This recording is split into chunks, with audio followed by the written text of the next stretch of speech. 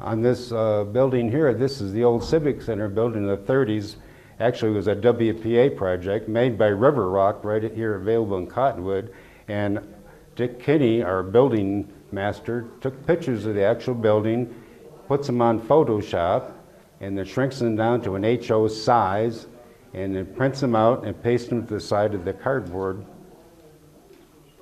which are usually just cereal boxes that he's used to give the good stiff backing for this. And then you can, as you can see, it represents the real building fairly well.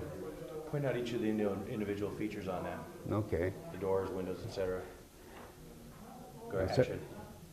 you can see the windows that are from the actual photo, and the year it was built in 1939, the door, the old wooden door, and all the stonework, and it makes a fairly accurate looking building.